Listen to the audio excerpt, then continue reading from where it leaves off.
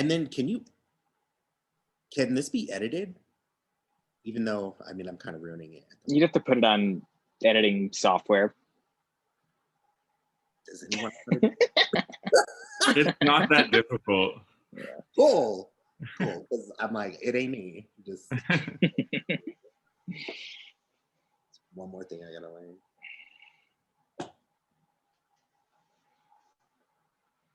So I assume everyone has at least like one question to ask. Yeah. Yeah. So maybe we'll just do one each, and everyone can go around and answer it. How does that feel? Sounds good. That works. It almost See how long feels that like, takes. It almost feels like everybody should get a different question. I don't know. Doesn't really matter, but Yeah, I was thinking that, but I feel like this would sort of allow for more conversation, right? Yeah. Which is kind of the goal.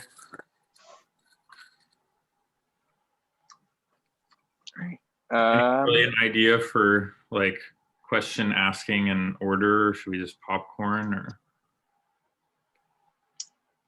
Whoever's asking the question, maybe just go down the line on your screen. Yeah, that works. Adam, you're first on my screen. Adam Jones. Okay. Me too. Same on mine. Because I logged in first, I guess.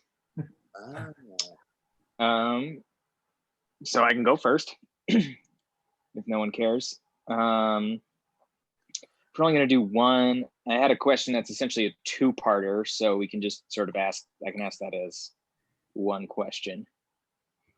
Okay, so Sovereign, you're first.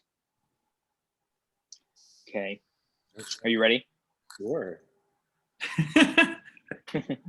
Adam Luger, you look like a vampire. Just Typical.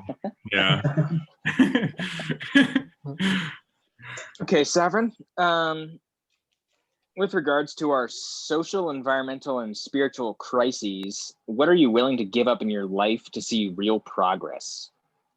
And then conversely, what is something you are not willing to give up? And then let's see. And then if you have time, how can you still cling to those things that you're not willing to give up and make progress? Ooh. Yay. So I'm willing to give up my entire life, and in a lot of ways have already. And this would be interesting in another, for a rebuttal or like a different question, but in a lot of ways I feel like there's nothing more that I can give up. You know, and that's one of the tensions I've been having the past couple weeks is I'm someone who has walked between worlds for a really long time, and y'all have heard all of my stories. So like, no, I mean, it might make sense to like talk about a little bit about it, you know, for the sake of people who could be watching. But at some point, you know, I've given up everything. And so I can't think of anything that I haven't actually given up. You know, like I've pretty much given my whole self in multiple ways to this work. And so like, yeah, that's and I would say that that's what it takes, and that's what it's going to take. It's gonna take, you know, like my level of comfort. I've had to figure out how to like get over feeling like I have to be small because the things that I have to say are important and meaningful, and, you know, can help shift or move things in a direction, be that good, be that bad, but they move.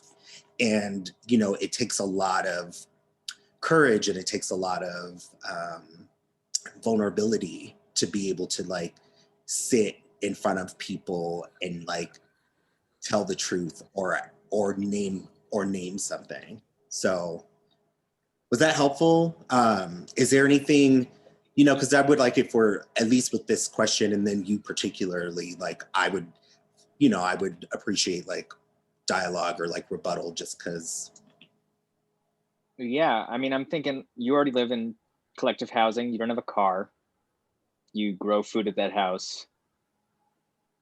Yeah, I'm like, you are not a person to like indulge yourself. So that you could just be the wrong person to answer this question.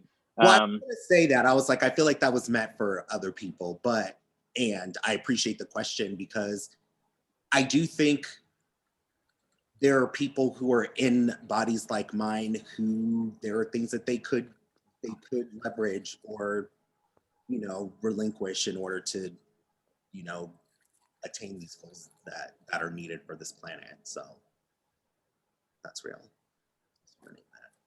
No, I mean, that's fine. You're a rare breed.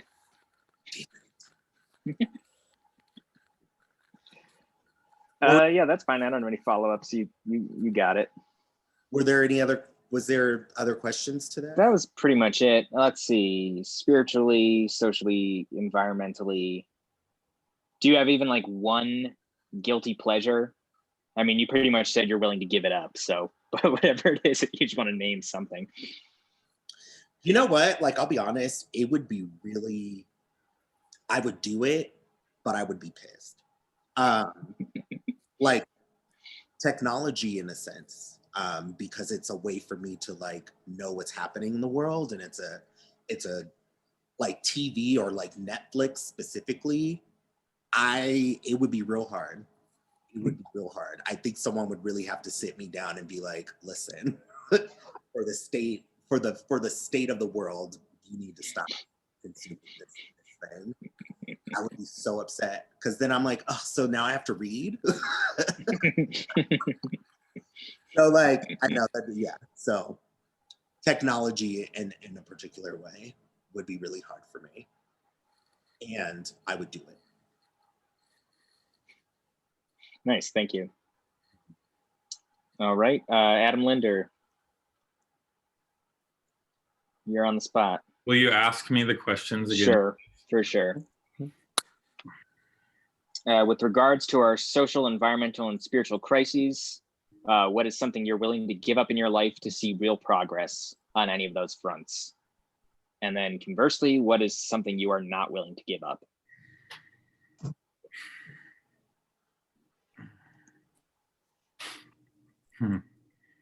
I mean, I feel like we're going to go from one extreme to another with Sav and I on this question. I honestly would give up my entire like worth, monetary, like inheritance worth, the things that I have that I didn't work for but will come to me at some point in my life. I would give all of them up to see real progress and real change. And you know, I think that's like a big sticking point for a lot of people, especially like white guys in my position, that they're really like, there's this unwillingness to get out of that like really privileged comfort zone, you know? And I've given up some of those things already that would have made my life like super easy. I wouldn't have had to try or do anything, and just like, I could have just followed this other path, and it would have been a very comfortable life, but it was like it was incredibly soul sucking to me. And it was like damaging my heart literally. So I would give it all up because it doesn't really mean anything to me. I would not be willing to give up, like, I think basic things like community and like family and those types of things. But I think I struggle to see like what thing I would be unwilling to give up. Yeah, it would suck to like be this far down the rabbit hole with computers and phones and give them up, but I know that they're a really big problem in the environmental crisis and will continue to be, and I would give them up. I really would. I think honestly, the most difficult thing to give up would be a car, just in terms of like having independence and freedom and being able to go places on your own accord. I think as much as I hate to say that because cars are this big problem, I think it would be really hard to give up a car. Mm. So, yeah. Yeah, definitely. No one wants to be stuck on public transportation if they don't have to be. It's not bad, y'all. I'm just saying, it's not bad. Yeah. In some places, Yeah. it's not terrible. Did I mean, miss riding the bus part is of that question? great. What? What'd you say, Adam? Oh no, I said, sorry. I said, did I miss part of that question? I don't think so. It's something you're not willing to give up, something you are willing to give up. Yeah, I guess if you just want to say like, how could we still keep cars and achieve progress on the environmental front, other than perhaps the obvious one?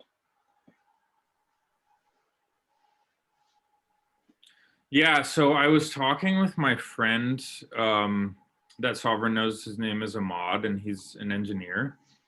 And I've heard this opinion go around in those circles a few times that it's actually really feasible to transition cars off of fossil fuels into nuclear energy and have that be the segue for like basically like 100-year segue between fossil fuel and like whatever the next thing Wow. is that we could figure out how to drive. So maybe that's the way, but I like have no brain to figure those things out, and I don't really understand how that works.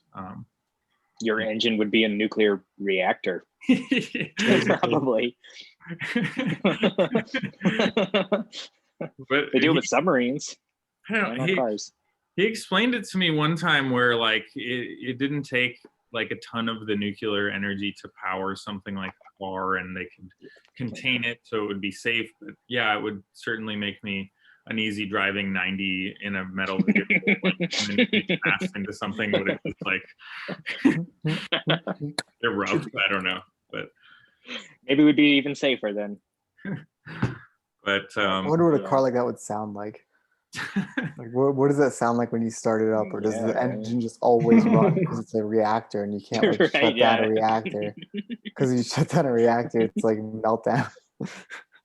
Like what? This car is just always on, and like it's got a life of 100 years, and after that, it just dies.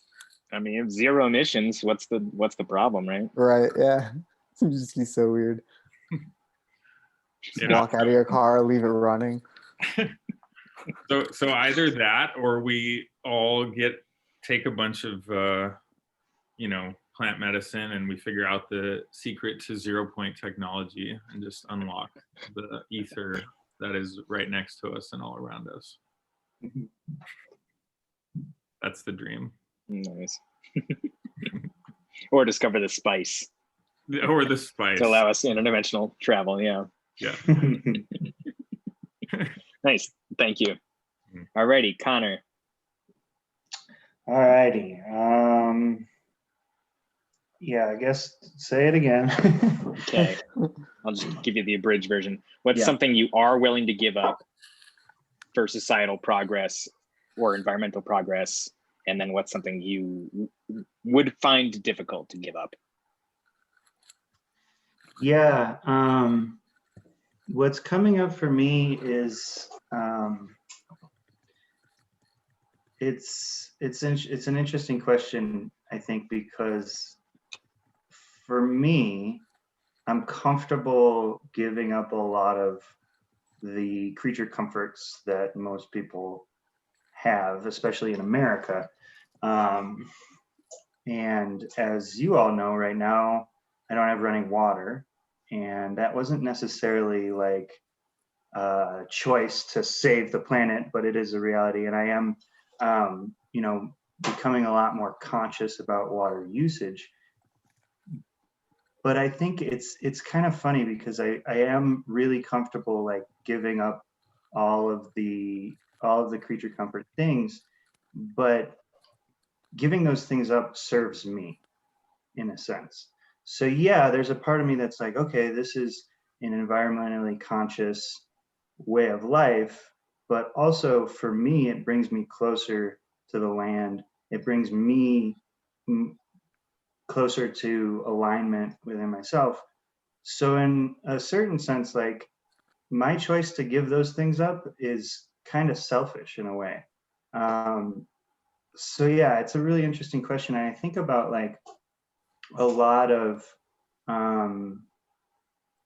people in America right now, like living in vans and living off grid is like this cool thing. And all these people have like their YouTube channel about this is how I live off grid. This is where I get my water. These are my solar panels and yada, yada, yada. And it's really, I don't know, it's really interesting because it's like, where is the actual motivation to do something like that? Is it partially selfish because it brings you joy? Is it partially like an image thing because now it's like, oh dude, did you hear about Adam living in his van and he's got it, right? Like, so now you're cool. So it's like this image thing. And I think about, people in third world countries, people all over the world who I would say more than half of the world's population worries about water on a daily basis. And so what would those people think of somebody's YouTube channel of like, this is what I'm doing, this is why I'm doing it? So it's I don't know, it's an interesting question. To answer your question directly, I'm pretty comfortable giving most things up. But like I said, those decisions in a way do serve me. So I don't know. It's a difficult question for sure. Cars are definitely a thing. Um, but yeah, I mean, I guess the point I'm trying to make is like, I don't know if my intention to give up all those things would be entirely purely for the sense of saving the planet and addressing, the social crises. I think that those decisions inherently for me are wrapped up in my personal benefit in terms of like creating a lifestyle that makes me feel whole. So that's what came up for me. And it's something you said cars. I guess something you don't want to give up. Cars. Any food? Food.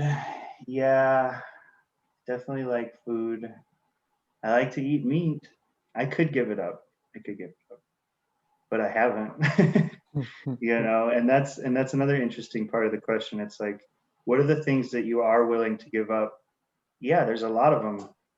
So why haven't you, or why haven't I? Like, yeah, sure, I'm willing to stop eating meat and do this and that, but I haven't made those decisions, so yeah, that's your indirect answer. It's good enough. Yeah, all right. Pass. Yeah. No, you just made me think about like the people who are living in vans. It almost seems like you're isolating yourself, and it's like maybe you're helping the environment a little bit, but you're not helping society. Mm-hmm. I noticed that when I went to like Crestone to see like the sand dunes, and I was like, oh, all these wooks and hippies living up here, like think they're living the spiritual life, but they have just hidden from the world's problems and society, and right, it actually seems fairly selfish. Yeah, so I can understand that. Cool, thank you. Vanessa. I'm clear. What? Can you repeat the question, please? Sure. What is something you are willing to give up for the planet or society, and what is something you are not willing to give up or would find it difficult to? That's gonna sound a little extreme, but like I feel like I would give up anything or everything. I feel like because I lost a child, I feel like I feel like I gave up all. Like I don't know like what more there is to give up. So in that regard, I feel like I would give up everything. Um, and then what I feel like would be difficult to give up, it's kind of paradoxical because I feel like it would be difficult for me to give up myself, like my mission and what I came here to do, if that makes sense, or my destiny, like that part of me, like that deep essence of who I am. I feel like that would be really hard for me to just give up. And that is partially selfish. Like I do feel like a part of me came here. Like I'm not gonna lie and pretend I didn't come here with any like motive for my being, Mhm. you know, and so that part I feel like I would have a hard time giving up, if that makes sense. Yeah, definitely. All right, here's a follow up. How about new clothing? Would you never buy new clothing again? Okay, to be really real, there's a huge part of me that has a hard time like with materialistic things. Like clothes is a really big one. I feel a little bit depleted when I can't buy new clothes. Like ever since I was like, honestly, there's a story from when I was like 9 months old. I had a hole in my onesie, and I was like, "Buy me new clothes." I'm 9 months old or 18, whatever. 12 months. I was like really young. So that's like something that's really I'm not gonna lie, that would be really hard, you know, like if I'm feeling down, putting on clothes can make me feel better. It makes me feel like something, you know, it's a way to express myself. um Being super girly, that would be really hard. I mean, would I give it up for the whole of society? Like, yeah, I would put that aside at the end of the day, but it would be really, really like effing hard. No, I sympathize entirely with that. And I think most people would. I think that, yeah, And that's I a would- massive source of joy and commerce and self-expression too, right? It's like we would be sacrificing more than just like the material, right? It becomes part of our personality, and yeah, totally. So are you saying something? No, I was just saying, like, I feel like most of us before that would have, I don't know, it's just interesting to like, clothes are an interesting thing, I guess, as this is all coming to, because like, I'm like, I just bought this. And I think it's like super fun and what have you. And at the same time, like, I know that something that I'm like learning to integrate, or I'm currently this idea of, you know, like my gender expression and my being like neither male or female, but a hybrid of both, and then not at all at the same time. And it's just like, I think people, regardless if I were wearing a floor length gown or like a t-shirt and jeans, I think so. Like for 5 years, 5 to 8 years, I would say I wore a white V-neck t-shirt, a black pair of pants, and some Vans. Period. From like 2013, like probably up until like like before we started grad school, before we all met. Like I just wore the same thing every day, just because I was just like, oh, what does it all mean? Why does it matter? Like, whatever. But then at the same time, people could still, I think, feel that there was something different about me and how, like, just being in space with me, they're like, oh, something's not off, but something's different. So all I have to say is, like, I feel like regardless of what we have on, like, the essence of who we are can shine through no matter what we're wearing. But then again, this is a rant, but then it makes me think about too, like, what does a world look like? Yeah, like this world where these questions are being asked, it makes me think of like, well, what's that world look like? What's the practice of that world? What's the culture of the world that we're building as we ask these questions? So just something to think about. For sure. Alrighty, Rafi. Yeah. So it's like, what are we willing to give up for environmental revolution, or just Yeah, to save the world environmentally, or spiritually, or socially? Yeah, just like any sacrifice. I think when I wrote the question, I was thinking material, but Right. like something, but you can think of anything else. Yeah. Yeah, I mean, if it came down to it and I had to give up things, I'd obviously be willing to. At the end of the day, like I think like a tree house is like one of the more environmentally friendly ways to live, and I would love to do that. Just live in a big old tree house. Um, and yeah, it's hard because like we said, we have all these systems in place, right? So it's like how do you get like to give all that up? A lot of those systems have to like also break down, right? To like save the environment as well, which is like a big task, and it's definitely one that's needed, or like they need to be readjusted so that they can serve the environment rather than like degrade it. um yeah, it's an interesting one. Things I'm like not willing to give up. Cars is definitely a tough one. I think we can figure out a way, whether electric, like the problem with that is like we're using batteries and that's hard to recycle and all that garbage along with that. um so yeah, I feel like, again, if we made our cities like more compact, or like, and then housing, biking trails, things like that. Like think if a lot more cities had trails like Boulder Creek Trail, where you could like literally ride the bike trail and get to almost anywhere in Boulder, Mhm. you know, fairly quickly. Um, and then if that's like the only option, a lot of people are more willing to ride a bike, than like not get somewhere. Plus, there's electric bikes now and stuff, and like if we're talking about smaller footprint, the batteries on those are a lot smaller than like a Tesla's batteries. Um, so more realistic option for now. Or we could ride nuclear cars. I'm down for that. I always think nuclear energy is a pretty efficient way to run things if done correctly, right? The problem with nuclear energy is that a lot of people have like Chernobyl and like 3 Mile Island, like, and the truth is 3 Mile Island, I think it was like what, one death or something. Maybe there wasn't a ton. It was like very well contained, and nothing was irradiated. They had a shield, and so like at the end of the day, 3 Mile Island wasn't a huge deal. Like that's the best case scenario of like in And terms that of was 50 years ago. right. Whatever, And right? it's like in my opinion not the best kind of reactor for running. There's different types of reactors that aren't as like don't really melt down or aren't as likely to melt down, like thorium reactors. So there's other options out there that are safer and like more efficient. And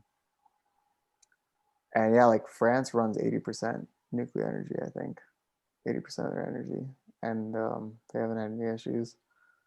So yeah, I think that's a good option. Um, and then also like for me, I have a lot of hobbies, and like things for those hobbies is definitely something that's hard to give up. Um, One thing I do is like I'll try to buy from companies that I know are like somewhat environmentally friendly, or try to be as environmentally friendly as possible. Whether it's like snowboard companies or mountain bike companies, like all that stuff, skateboards, or I try to buy things made out of materials that like I know will last and I can recycle.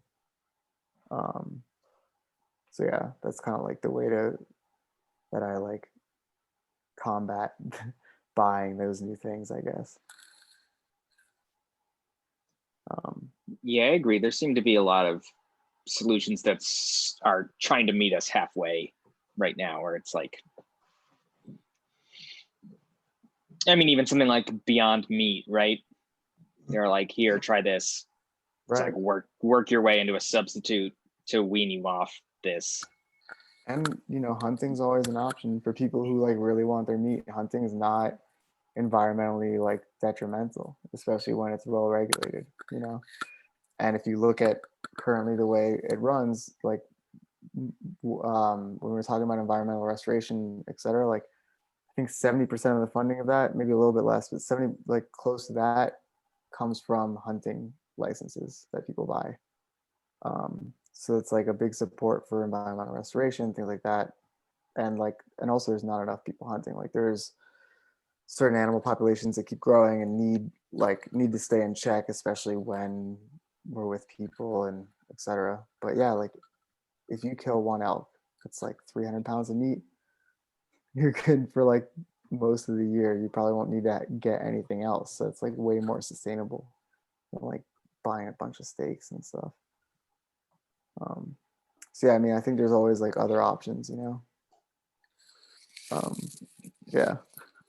There's always other options to like whatever someone's currently doing. I think it's just like we need to figure out how to spin that in a way that it looks attractive, because right now we're used to like the easy and like the quick and the fast, and like that's why we waste so much, and that's why we, you know what I mean, like if we were to like start creating ways to for people to think about hunting that way, right? Like if they thought about hunting the way they think about going to McDonald's, like there'd be a lot more people hunting.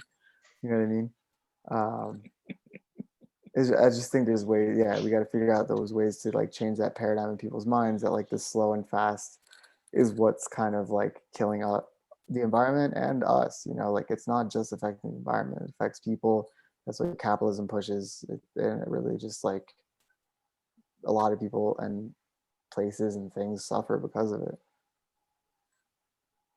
Yeah. Thinking of like drive-through rabbit hunting. Yeah, right. You just stick your gun out the window and shoot a rabbit. So illegal. But they do have like ranches where you can go where you can hunt if you like, for people who Totally. want to learn how to hunt and Yeah. stuff like that. Yeah. And it's like pretty sustainable. Yeah, no, I think it's a good idea. Fishing too. Like fishing's a great thing to do. You know, and like in Miami, that's something you see all the time. I used to do it a lot. Like you just there's so many bridges by your house, and like everyone gets into fishing. Like I would just catch snapper left and right and just bring it home, and we eat that for dinner a lot, you know. Like super easy way to get food, and like it was free, basically. You know. But and even though like me and my parents could easily afford better things, but like there's a lot of times where I do that with my friend. We catch like 12 fish. You know. Yeah. Sweet. Thank you. Any comments, thoughts on anything else that was said? I would ride a horse too. Yeah. Totally. True. That's a good point. Horses or a llama. I'm just kidding. We should ride ostriches running around. Well, I was kind of And then you can eat their eggs too. Yeah, right.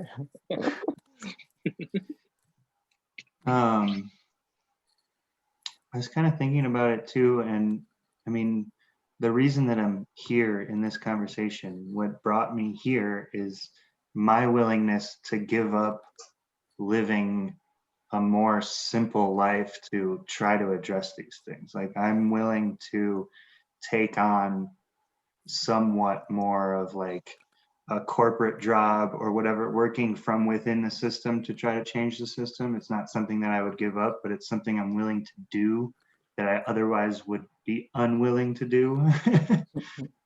So I don't know.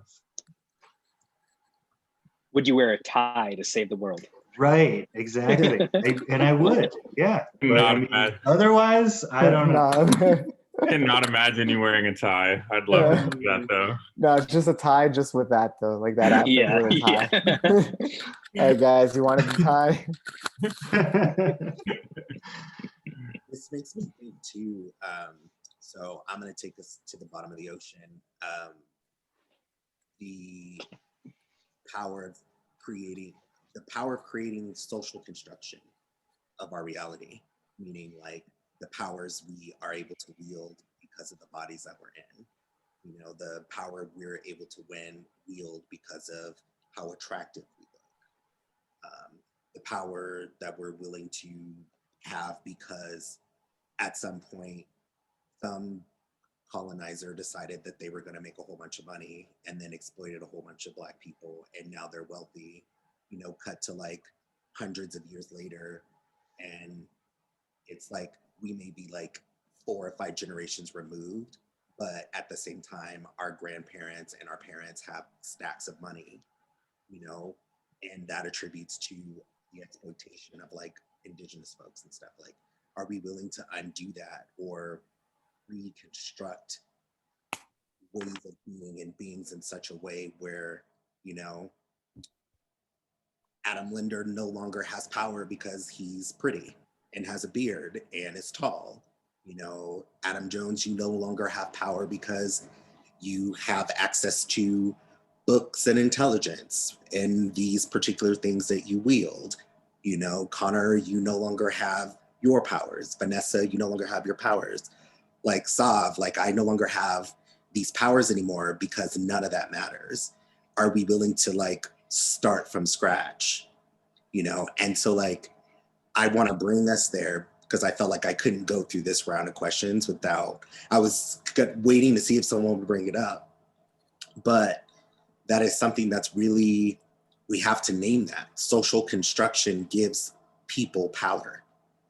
And the selection, you know, a whole bunch of white folks voted for the same shit because it gives them power.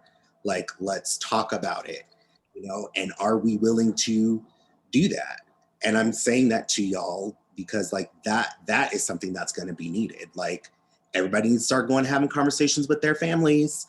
Yes, maybe you are two, maybe one, maybe you voted for Trump yourself, but like let's really start to have these conversations to like compose this idea of like social construction of space, time, people, places, and things, and like let's build something else. And like so like that would be my question. And I feel like, and I'm hoping that's kind of like the heart of the question that you're asking, Adam, is like, can we give up these notions of who we are for the sake of a new world to be built in its place? And if that means that we no longer get to have the things that we're used to, do we have the endurance and the resilience to do that? And so it might be, Connor, you rolling up, you know, in a suit and tie because people see you and they feel like they can like relate to you. And then you then do what you do to get them to see the stuff that we're talking about, right? And that may not be what you like want to do, but like in order for this world to be saved, like maybe that's what you have to do. Like Adam Jones, maybe you got to take your ass to Detroit and you got to ride buses and talk to people. You know, can you do that? You know, like that is like, that's what this is, or at least that's how I would present the question that you presented to us.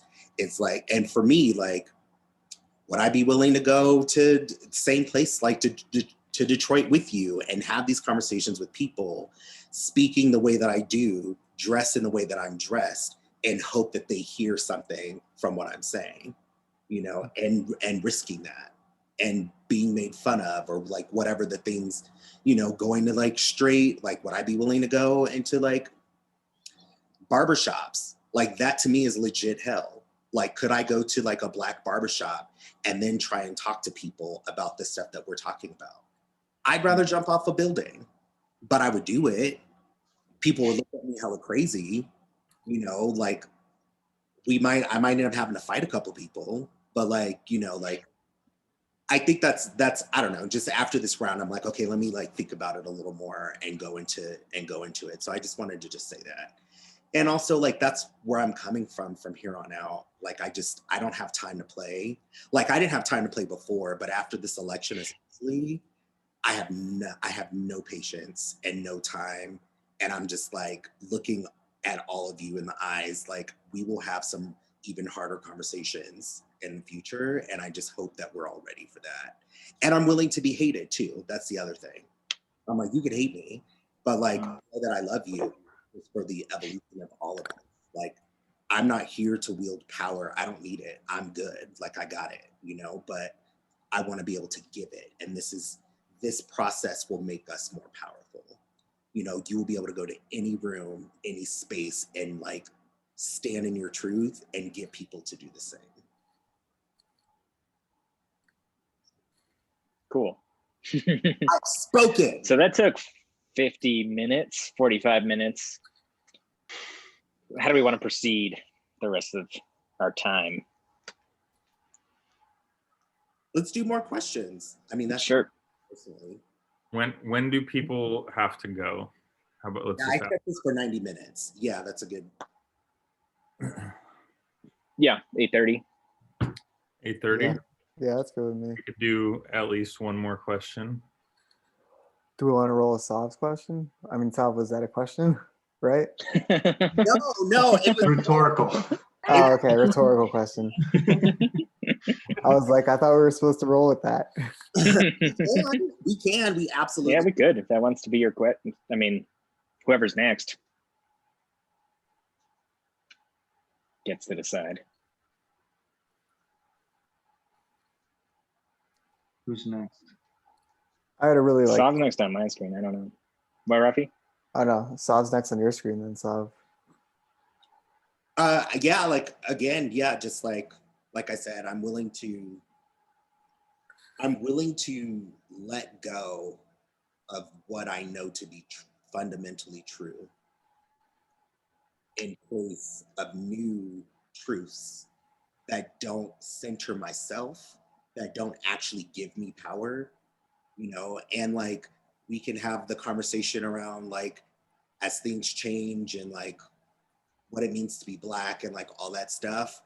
I would continuously put all of my power up in order to empower people. Well, Hmm. one of the questions I have written down, and we could just maybe go off of this, is how do you use your power for good? And you're starting to that answer sounds that great. question. I mean, Well, yeah, I think it's understanding what powers you have. Like you can't use Just real quick, do we want to go with that? Just so then we can go in a circle and we don't have to like, we can all stay on topic. I'm good with that.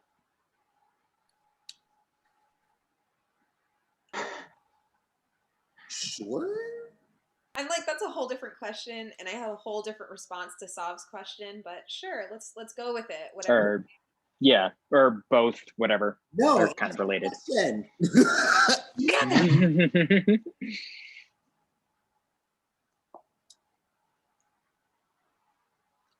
What is most helpful or juicy? That's the other thing, right? Like if we're having these conversations for other people to witness, which ones produce the most, you know, like that. Yeah. I feel like that's what I'm catching, right? Like we're having these conversations for other people to see us go through this.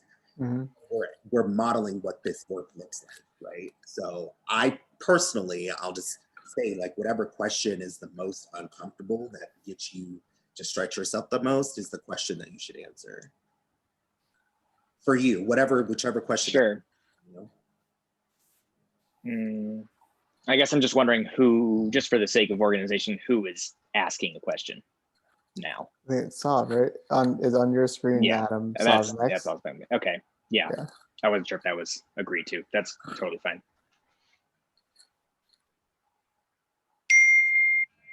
Yeah, so Sav, just ask the question that you find the most would make us comfortable and is the juiciest. that's the question. Yeah. Yeah, again, it was that. Ah,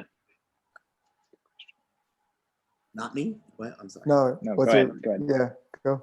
No, it was just, yeah, it was just that, you know, what I was saying earlier, just willing to dismantle every sense of what gives me power in my body. And I feel like I do that and I live that, you know, and just know that I don't think it's like, again, like speaking from like the system and the election and all this stuff, like I actually, like I have power in the sense that like people sort of have listened, but then you look at the 70 million people who voted, you know, not for not for anything having to do with my Black ass, right? So, you know, it's just like, but I'm willing to do whatever it takes and however, whatever that means. If that means that I need to give everything that I have to like Black women, for example, right?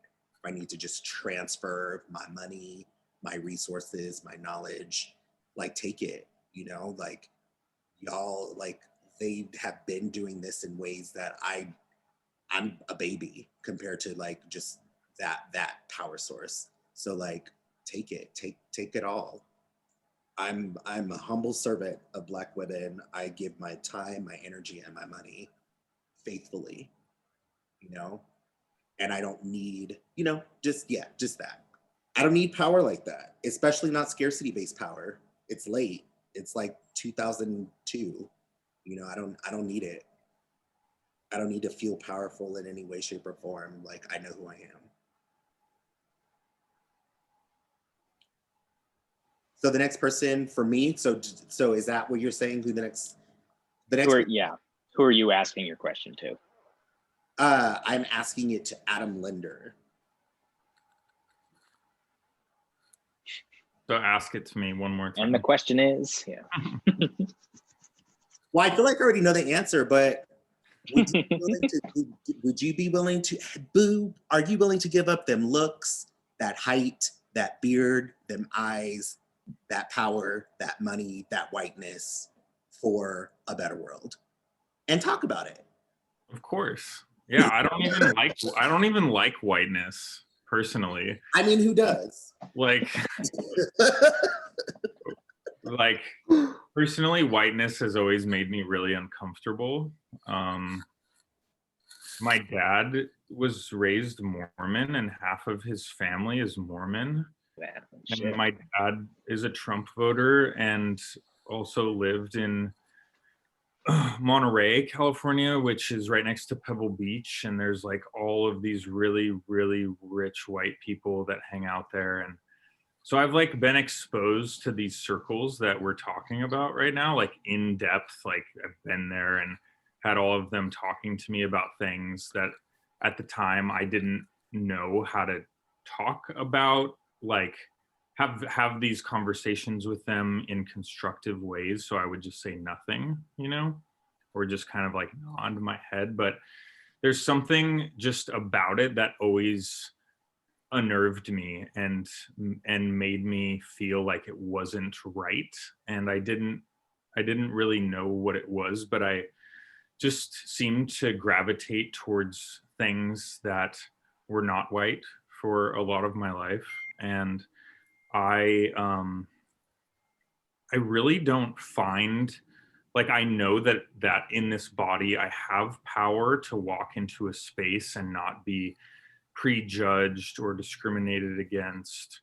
But a lot of the times, because I guess I just have that, I don't feel like I have that, you know, like it doesn't overwhelm me, like the power, and I don't think about like using it in a specific kind of way. I guess like the point that I would want to make is that I've just like, what has inspired me on this journey is like learning from people of color and indigenous folks at many different points in my life that have given, like, instilled within me the value of the sacred, the value of the ceremony, the value of the wisdom keepers. And those are the people and the things that I want to support in this powerful body that I have, to be able to come to the surface and share in whatever way it looks like for them, but begin to heal the world from that standpoint. So because we are in this dynamic of this society where I inherently just have the power, I am 100% willing to give up my power, but I see the way as doing it, as using this body and using the resources that I have to create the spaces to support and uplift those people, and just step back. Like, I don't need to be the person leading anything. I don't need a title. I don't need to be a medicine man or any of that stuff. I just want to help. I just want to be there in the background, like listening, learning, like dealing with people, and just be part of that thing, you know. But I really have just never understood like the white man and their power hungry thing. And was there a question about how do we use our power to support folks, you know, like folks of color and indigenous folks and stuff like that? I can't always say that I know the right way to do it. Like, I feel like sometimes I don't know what to do, you know? And so I will try my best to listen, to to continue to show up as a friend, even when I'm not viewed as that, until people see that I am like a friend. And in the last couple of years, I have used monetary resources of my own to and just given them to certain indigenous relatives of mine. I don't expect anything back from them, and I just see the work that they're doing. I see how disenfranchised and completely destroyed their communities are, and like something as simple as like a few $1,000s here or there for me is kind of like, just like I'm gonna spend it on like food and like activities and things, but for them that could completely transform their community. Like I have this brother Manape out in Nebraska. He's of the Winnebago tribe. His dad was one of the only Native Americans to make their way up in the political arena in the United States government. His name was Frank Lemire, and he died a couple years ago. But he started this like anti-Thanksgiving gathering there. And so his son is trying to build it back up after his father passed away, but no one in those reservations have a teepee, right? And there's no teepee maker in the United States that is native. So all of the teepees are made by white people, and all the people that own teepees are white people. And That's crazy. Wow. yeah. And so when he was telling me that, and telling me that like most people in his community hadn't ever even seen a teepee, I for one felt ashamed of myself that my mom owns one and that I've spent a lot of time in one, but also that that is like a pillar, a foundational pillar for them to rebuild their own communities. So arriving, I believe, in what's the date today? The 12th? Yeah. On the 16th, they will receive a teepee that they should use at the end of this month and begin rebuilding that. So that's an example for me. Like, I don't always know what to do, but I have resources that other people don't. And I would like to put them in hands of people to do things in the way that they want to be able to do them with,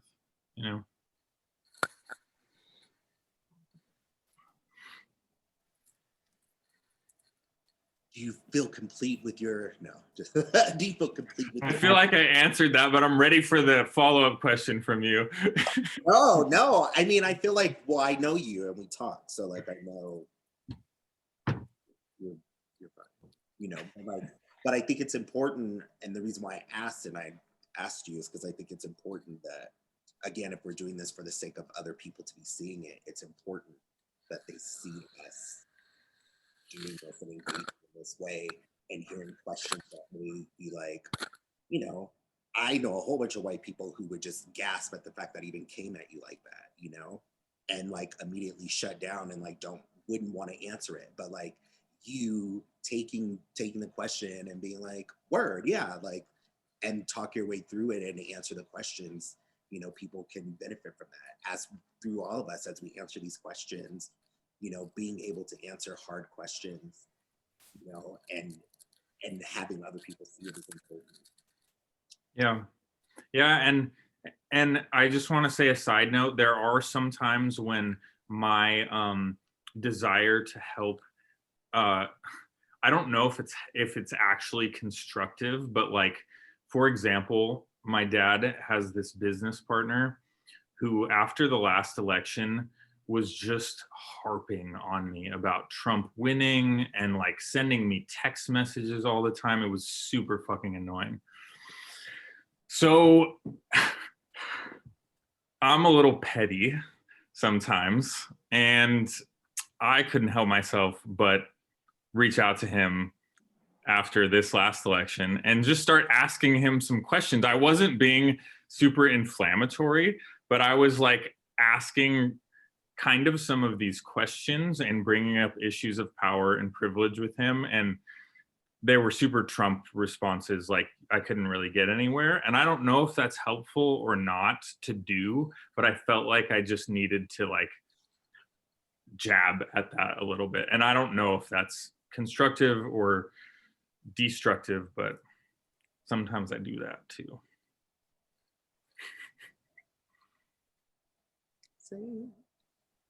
Well, I think you answered the hell out of that question. Great. Great. Good question. Thank you. So do we just go across the screen? Connor, same question. Same question. Ask it again. Yeah, go ahead. I have to be honest, I don't even remember what it was.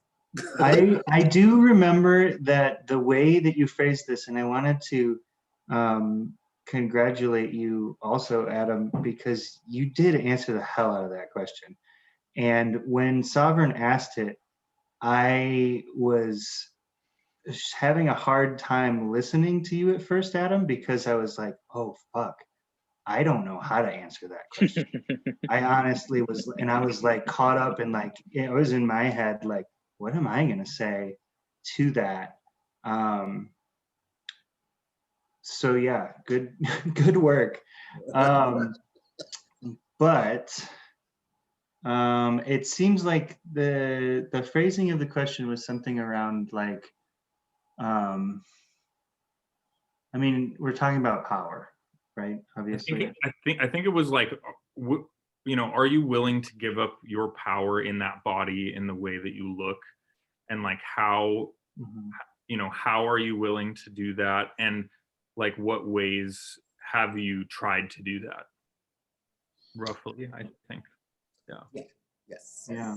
Just based on social construction and the ways that we give each other power, the way that this system empowers us or disempowers us, are you willing to make the necessary, I don't know, no. Are you willing to shift from what currently the system gives you? Are you willing to like lay that down or if not, use it to help empower, something else? Mm-hmm. Yeah, I mean, if I'm being honest, I don't even know if I know how to exist outside of the privilege and power I do have. Like, I don't even know what that looks like or feels like. So to be able to decide if I would be willing to give that up, like, I don't even know what the other side of that really looks like and feels like. And that's been a huge hurdle for me in all of the conversations that we've been having since day one about everything, about all the race, class, privilege, whatever you want to call it. Like, I'm still and have been having a really difficult time putting myself in on the other side of that. And I think that a lot of it is just because of the sheltered existence that I've had as a human being. And I think that so many white people have had a similar experience to me, where you could come at them with this question and they're like, what the fuck does that even mean? Right? Because we don't know. Right. And like the only thing I have been able to do is see very clearly the privilege and power that I do have. And with that comes an invitation, and especially being in a circle like this, comes an invitation to ask the rephrased version of your question. Now, what are you going to do with that power, and how are you going to use it? So for me personally, I have always had a hard time feeling like my power is actualized in like structure. So like I don't feel like I'm a powerful business person or like educator or what have you. Like my privilege and my power comes through in my ability to communicate with people and connect with people on a personal level. And I have and my privilege and my power informs that because I've always been in a space where I've felt comfortable to do that. So I've been able to really be encouraged and reassured that like, no, you're fine. It's good. Like just be yourself, do your thing, speak your truth. I've always had that reassurance. So I've gotten really good at doing that in interpersonal relationships. So where I see myself using that is pulling things out of people, pulling out the traumas and all the bullshit. Like I can, I've learned how to really listen and really be attentive. And I don't have a lot of my own traumas and my own shit.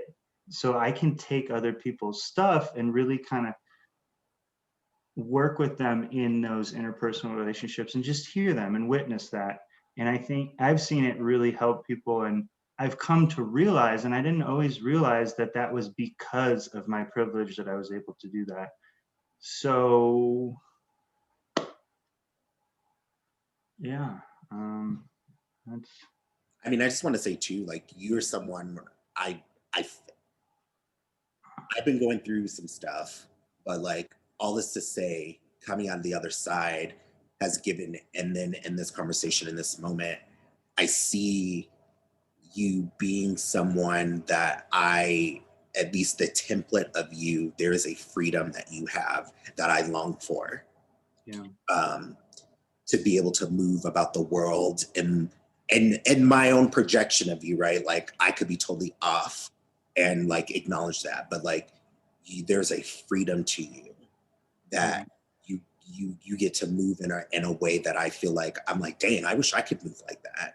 And in some cases, like, you know, I've been held by you, like that time that, you know, me, you and Vanessa and Rafi went to the water and like I was able to just like I felt safe and like you know that there's a freedom with you that it's like I see it. Yeah, and I'm glad that you acknowledged some of that stuff because I was always wondering if you would. But like you know, yeah, there's just you have a freedom and it's something that in this whatever I've just come through the other side of, I'm like, that is what I want. I want to be free and I want to be able to help people. And I think I'm moving into a place where I'm like, well, I need to be free first and foremost, and then I'll be able to, and then from there be able to help people, but not necessarily be grounded in a thing that's like always going to be there because I need movement. And I feel like pieces of that come from knowing you. So I just want to name that. And you did a great job answering that question. Thank you. Well, yeah, no, I think that you're spot on, and thanks for reflecting that too, because it's very true. It took me a long time to realize that amount of mobility in so many different spaces, and yeah, that's a powerful moment too that you shared with me. Like you don't have that, like, and most people don't. Like most people don't really, and yeah. Thank you. Vanessa Hager. Okay, so I'm gonna answer your question like totally backwards. No, you do you. No, I will not give my power away. Like, damn it, I'm tired. As a Black woman, I don't even know what it's like to step fully into my power. Like, I don't know what that looks like. I don't know what that feels like. I don't know what that smells like. I don't know what that treatment is like. Um, I feel like too often Black women, and I'll speak for Black people, Black women, we're not welcomed. We're not given. We're white superiority, white power exists because of our lack of power. So would I be willing to give up the little bit of inkling of power I'm just now stepping into for the first time in the entirety of my life? No. Like, no. And I know sometimes like it makes people uncomfortable around me, and that's my work to do for myself to not let that knock me down, because I can easily get swayed and be like, oh well, this person's uncomfortable because here's a Black woman stepping in her glory and I'm just existing. um that's the work I need to do, and it's for me to constantly remind myself, no, I'm not going to give up my power because this makes somebody feel uncomfortable, or because they feel, I don't know what they feel. That's not my work. But that discomfort, I need to not let that discomfort make its way to me, because I'm tired of being just like uncomfortable with not being able to step into my power, not being able to step into a room and have like power. Like when power should just be shared. Like it should just be what it is. Like everybody has power. You know what I mean? Like I'm just, so no, like that's something I'm not willing to ever give up. Yeah. I mean, yeah, I mean, you already know, like it's the most controlled being on the planet, it seems like. And just as someone who has been raised by Black women and also have been an observer of watching just the different traumas and the social control and the just all the stuff that happens and the consequence of this system on Black women, I get it. And and so this is, I guess, would be for me, my personal like weakness. I would be like, I'm just, like I said, I'm here to give Black women the keys to the kingdom, or whatever the things that I can get in this body, give it to them and then leave. Like I'm fully happy with that. And like that's a yeah, that's just what it is. And I feel like, yeah, like I fully understand someone being like, no, especially like, you being like, no, I'm good. Like that's not what I'm here to do. And I get it. And you shouldn't. It'd be different if you were like, trillions of dollars and like you're just like, fuck everybody, and then even then I would still, just because I'm not, I just be like, well. And so like that's my weakness. I feel like I give a lot of passes to Black women, and rightfully so. So you do what you want. You just tell me how I can help you. And so that's my limitation and my bias and everything else. I'm just like, I'm on team Black women. You just tell me where to stand, tell me what my lines are, and I'm there. You just point me in. Thank you. Can I say something? Side note? Yeah. Just quick. I was super critical of Kamala Harris just because of some of the things I know about her. What? But the moment that she stepped onto the podium as the Madam Vice President, elect, I was like, I don't give a fuck about any of that. It's so good to see her there. So I feel you on that point.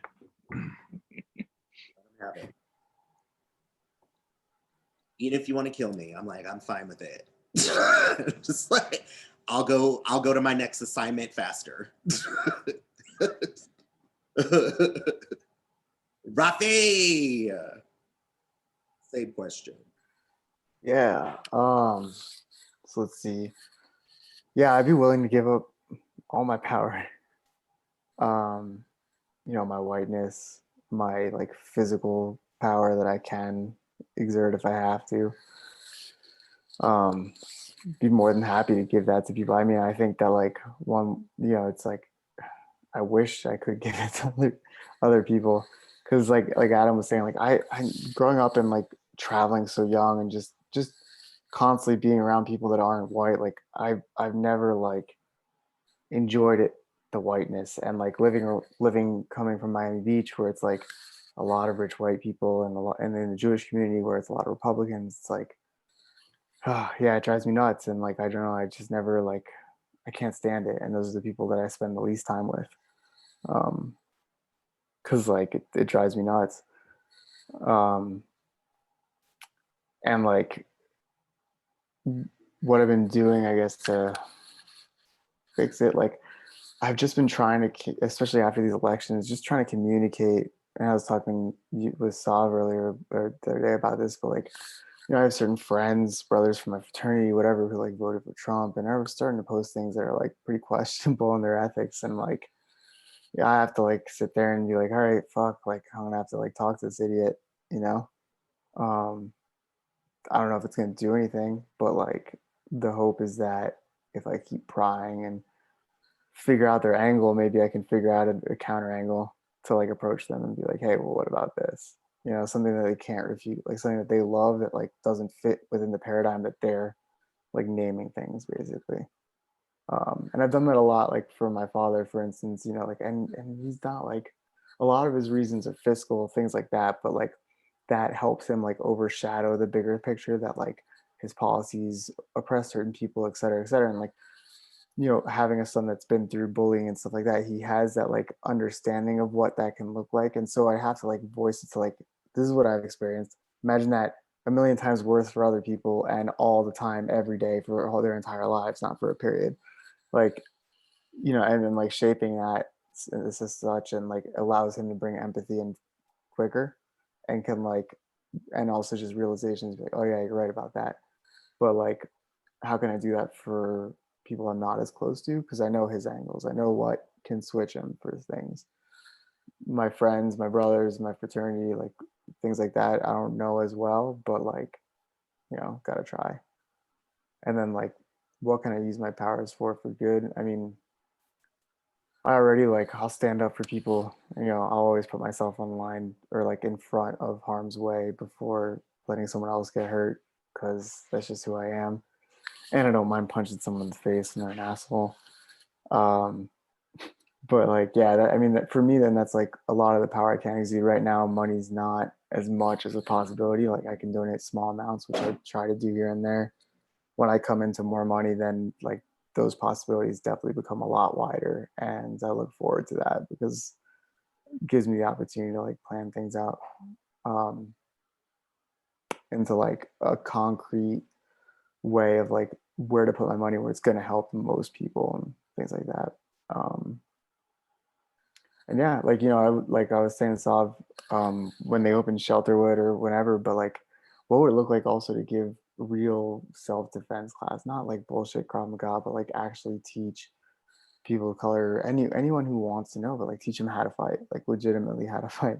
You know what I mean? Actual jiu-jitsu, actual boxing, like show them how to defend themselves properly and like fuck someone up if they have to. It's not ideal, but like it's a power that someone can step into and feel safer. And it's like I have the ability to help with that and teach that. So I'd like to get to a point where I can do things like that and help people and like give my power away in that sense and educating around that.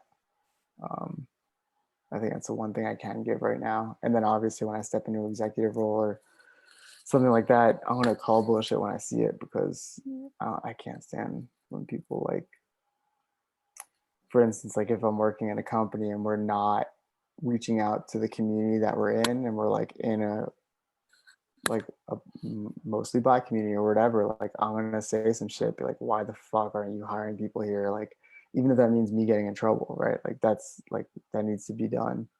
Um, and like say uncomfortable things around people. And yeah, I think like just calling bullshit when you see it too, around white people, around racism, around like even when there's not a person of color there, when someone just says something racist, like say something back, because it's bullshit.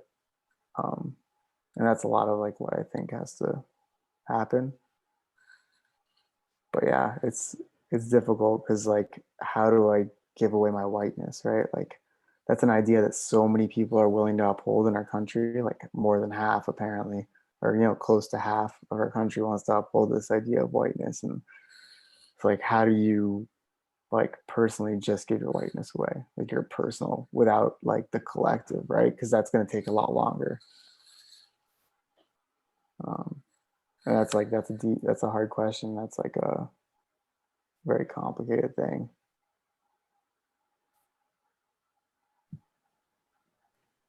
Um, two things that I like, yeah, like how do you advocate for people when they're not there, right? Like that is absolutely crucial. And then the other thing, it reminds me, I have my roommate. She basically was getting paid like between $5,000 and $8,000 less than this guy. This guy who had less experience, less credentials, and less like time in the field.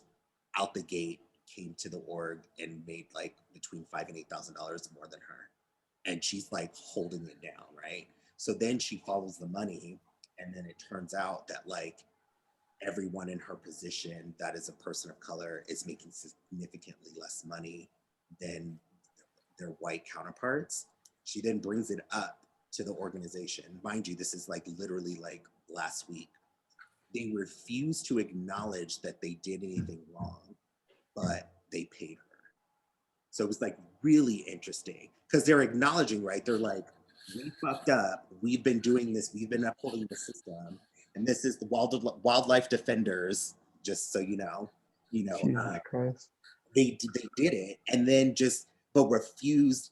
Like the people, when she started saying it, like her supervisor tried to socially control her and was like, "You should have been speaking out," and she's like, "Oh, so like." We're taking, meanwhile, they're taking justice, equity, diversity, and inclusion trainings. And so, like, they're taking these trainings. Meanwhile, they're doing the thing that they shouldn't be doing, and then they still can't acknowledge it. And so she ended up having to, she fought for it, and they're gonna fix it, but they might only fix it for her, and they're not making a public statement or acknowledging that they actually did something wrong. So, Yeah, That's one super thing. illegal. Yeah, one thing I think. That's super illegal. yeah, Yeah, but extremely. you can't. If anything, they'll pay you and then have you sign an NDA. Right. Yeah, I think one thing that's like a good way to combat that is like sharing, like being open with your salaries with your peers. You know what I mean? Like too many people are like told by your boss to like don't tell your salary. You know why? That's why they say that, because you're scared you're gonna say it to someone else and they're like, wait a minute, I'm making this much less and I've been working this much longer than you. What the fuck's going on? You know? And like that would open up a chaos in the workplace. Like they would have to explain every instance of like underpay, which would just be like massive. It happens all the time. And like that's one of the best things we can do is just share your salaries with your peers, with your coworkers, all that stuff. Like just like there's no reason, like we treat money like it's so weird because like people who make a lot of money, that you're like, oh look how much, but anyone else it's like, oh, it has to be a secret how much you make, but like why? Right. Right.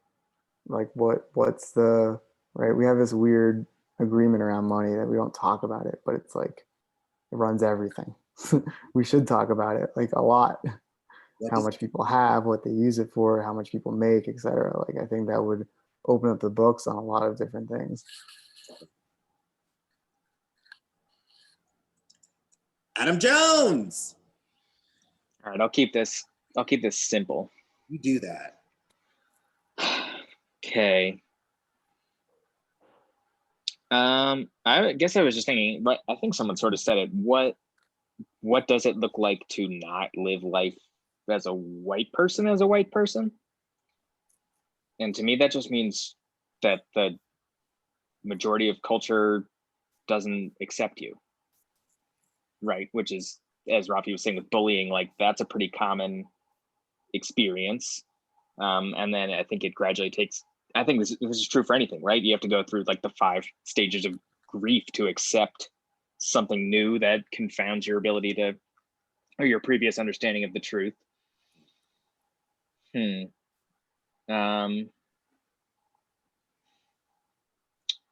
So yeah, that would definitely be really tough for any person to give up. And I think anyone denouncing their whiteness, especially because you're saying, 70 million people voted for Trump, but more people voted for Biden. And I think those people are more willing to say, I'm willing to give up my whiteness because it doesn't mean anything. It's a intentionally ambiguous term so that we can do whatever we want with it. And Sav, I know you love defining terms.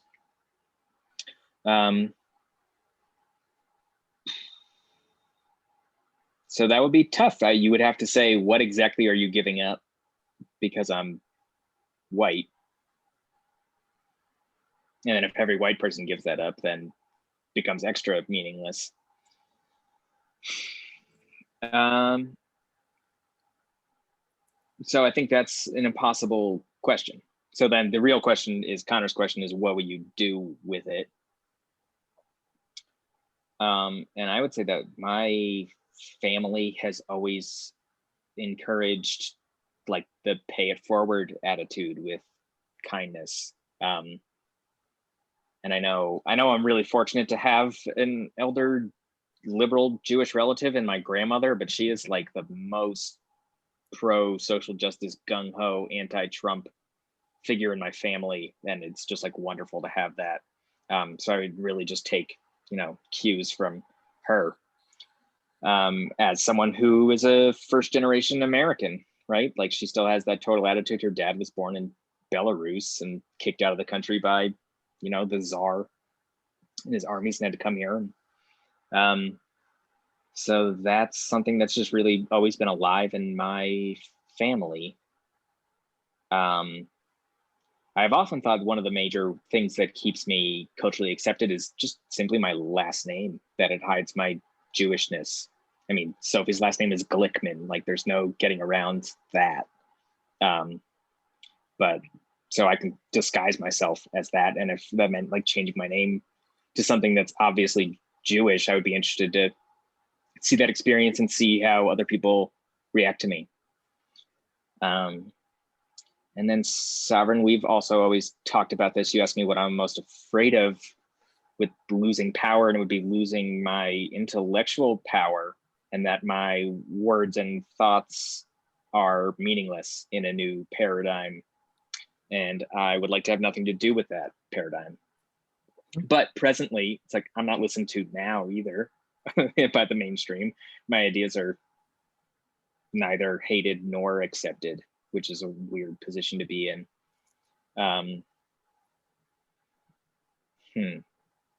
But then it's like, I know, so that's my main source of power, and I would be nothing without it. And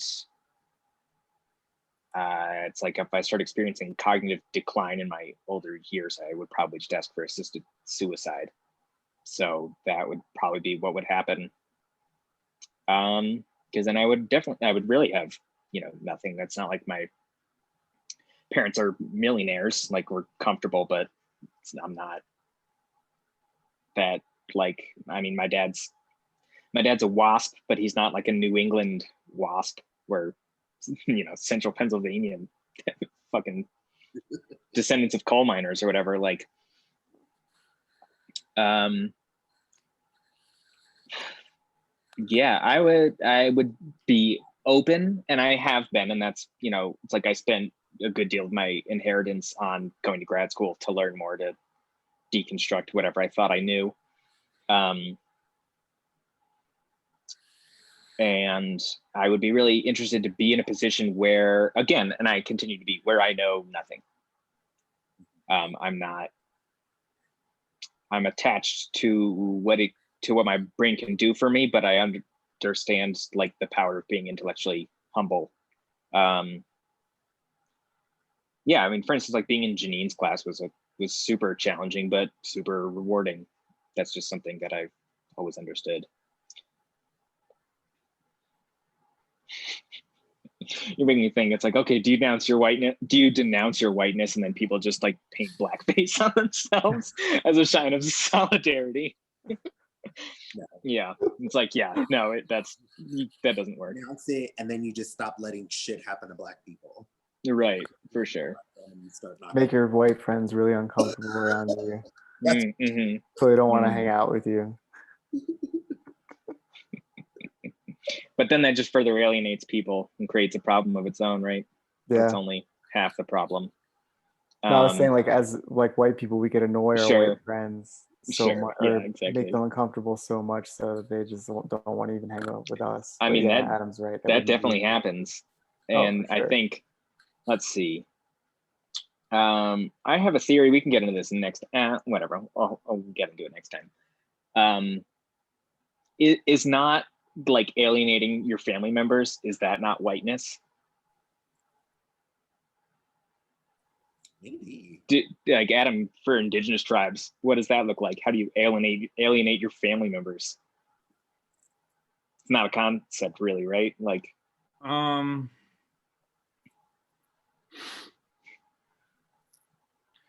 yeah, I wouldn't say alienate. I wouldn't say that they really have that's the dynamic. The you know, their communities are wrought with drug abuse and sex trafficking and things like that. So you could think of like, you know, trafficking your granddaughter as alienating, but I would call that something much more sinister than yeah, and that's not like Yeah. traditional, obviously. No, I agree. I think It is alienating in some cultures. is a white thing. We alienate each other. You know, the left loves to cannibalize the left, or you know, especially like the Trump voters that I know. I mean, they alienate me immediately. You know, in all of those contexts. So, yeah. And then when you're alone and you're alienated, right? Like everything that you come up with is the truth. And so there's there's 70 million alienated white people out here thinking that their way is right, or whatever it is that they're protecting, or their reasoning for voting for, you know, it's like Trump aside, like who cares about him? But it's like, why that person and those values? Like, why that? Even though you've had 4 years of seeing just the shit that is happening to people, and you still I think it's the fundamental irony of the problem is they hate the system too. They really hate it, right? Like, but just in the exact opposite way. Right. And so then there's no communication because we alienate each other. Right. And this is where I'm gonna get, you know, I'll probably get spankings for this, but like that's the thing that gags me about white folks, no shade. It's like, you know, Adam, we've had conversations about the right and the left, right? But it's like at the end of the day, you still are free in a way that other people aren't. And then you still get to be right. Either way, you still get to be right. And then in the middle, there's just a whole bunch of other people who are just dying. And so it's just like, so how do you or we or whomever, like how do we start having these conversations where we get past the whatever that threshold is for people to accept, like, oh yeah, like, you know, because I think maybe it is a thing, like when, you know, me saying like, you white something whatever, right? Then you immediately get to like back up, and then you get to stand behind a wall. So like, how do we get people to engage in this conversation without going behind that wall, right? And being right and isolated, right? Because you're like, I'm whatever I am, blah blah blah blah blah. The world hates me, or no one wants to listen to me, or whatever. And so I'm not going to do anything to change it in any direction, but I still benefit from this collective power that we don't even get to name or talk about. Yeah, it's the unsticking point. Like psychologically, it's the point where you can find a commonality outside of the context of race and politics and religion, that is some topic where those things are removed and we can see the problem on a human level and be able to unstick it from there. And see, how do you do that, Adam? Right, and I would argue like there's a podcast about it. I'll send it to you. Yeah, I would say too, like I would like for those conversations to happen without Black people, because I'm just like, it's clear that no matter what we do, we're not winning, because we didn't create this, right? Like this ain't none of our business, to be honest. We just get to like be exploited by it. But it would be real nice if like whoever these people are who like really want this world to be this just and integrated, beautiful place, if they went and like figured out how to have these conversations with the people they need to have them with, so that change actually happens. Because it's not me, You know, it's definitely not me. So like, who are those people, right? Like, who are the players in that? How is that conversation had?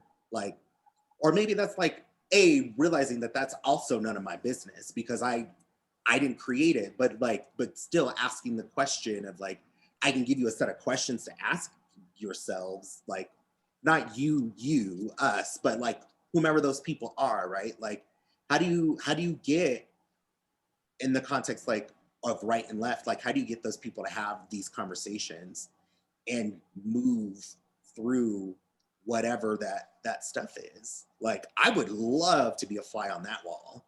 Like, Well, I've heard you ask this question before, Sav, and I've heard other people in this group pose similar questions, and it's a really difficult question, obviously, but I think that there's a piece to it where it's like, if you're institutionalizing that work or naming it or like creating some structure around it, I think inherently it's just not going to work. I think that like it just takes a lot of fucking time. It takes building a relationship with picking a specific person and slowly giving them those breadcrumbs and building that trust and building that relationship and witnessing and hearing and listening. And eventually they're going to be like, and you don't tell them anything. You don't, and this is, I don't know, that's something that I have done with people, not around race, not around, not around necessarily big topics, but people who don't necessarily align with me. I have in the past been able to get them to trust me. And it takes a long time and a lot of work, but it's possible. I don't know. I've seen it work for myself in that context, but it just takes a lot of fucking time and a lot of patience and a lot of off the cuff, not unstructured, I guess. I don't know. yeah. I mean, yeah, I do think intimate relationship is definitely the strongest catalyst that we have. And but then how does that like create, is that a big enough impact or right? it's not. But Right. like, but I don't know, but it is the one that works. Like you're saying, it does work. So how do you like mass produce that? How do you even get those people to engage in those conversations? Most of them are completely unwilling to see something differently. Yeah. I mean, I've talked to a lot of them. I can say whatever brilliant, like strategic thing I think will hit them in some way, but they're programmed to just hit it right back at you. Mhm. So I don't know how to get those people to engage with it, and maybe that's just an unrealistic prospect. Maybe we just have to touch the people that we can and wait till 2045 when white people lose the majority, and then it's just just a dying breed. I mean, as someone who's watched all the episodes of Lovecraft Country, I'm really fucking scared of y'all. Like, just the savagery, the pure hate, the full on like kids out here shooting other, like, it's insane. And I'm scared that like that's what's rising before it gets better, to where somebody in the grocery store is gonna feel like they're full oats and be like, I can shoot this person, because at the end of the day, none of us who shoot other people, we don't pay for it. Eventually we get off, or the police will come, or they'll do it for me. You know what I mean? Like, just like, yeah, I don't know. It's just, I'm a little nervous about that, y'all. I'm not gonna lie about it. Adam, I think you'll be surprised in 2045 that it becomes more about ideas than the color of someone's skin. and that the world can still be shitty when white people aren't in charge. Well, yeah. And that sort of is our work, right? Make people not shitty by 2045. And this More people of color and LGBT people voted for Trump in this election Mhm. than previously. Right. And I believe fewer white men, the last I saw. What? And I believe fewer white men, but I could be wrong about that. Girl, it was still most, if not all of y'all. Yes. Yeah, are part of the problem. Yeah, definitely. Yeah. I also think focusing on the Trump part is a narrow view of the problem. I'm with you on that. Yeah. I'm like, no, it's all connected. And yeah, I don't, and I also agree too, because it's like one thing that I don't want, and at least for my people, I don't want white supremacy in a black body. Like nobody fucking signed up for that, because I'll be honest with you, that shit's even fucking worse, because we have this mentality that we have to work and be, 5-10 times like better than you. So like our hate is like the hate in that kind of body is super concentrated. Trust, as someone who had it, like we will overly hate, just to prove that we are like part of the power. And so like absolutely, like it definitely, it's deeper than white people and whiteness for sure. Have y'all watched The Legend of Korra? And I'll stop talking. There's some of it. Well, there's an episode where it's like the ultimate good and the ultimate evil are constantly in battle with each other, and then Korra breaks it and allows for the evil to be free because she didn't know what was happening.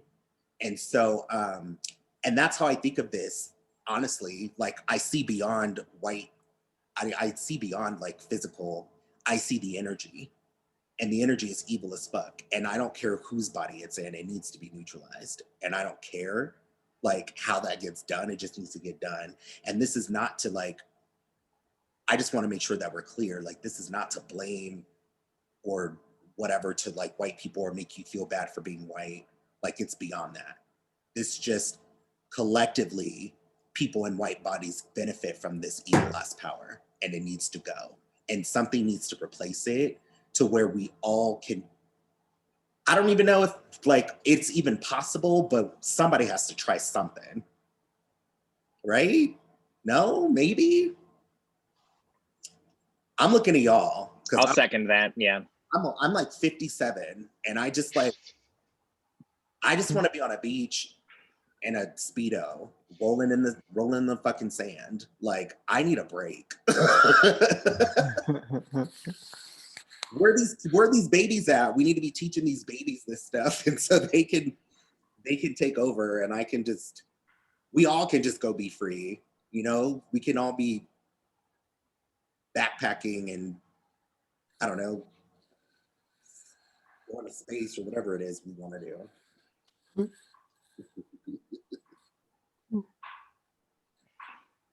All right, that's a good ending point. That was fun. Yeah. How did we feel? I'll stop recording.